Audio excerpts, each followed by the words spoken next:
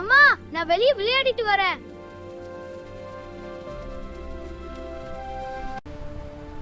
இங்கதான் குழந்தைகள் இருக்காங்க. அண்ணா, காப்பாத்துங்க.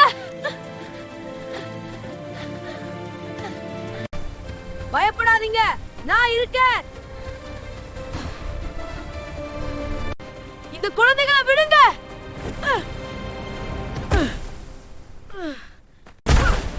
அட நியாய வெள்ளம்!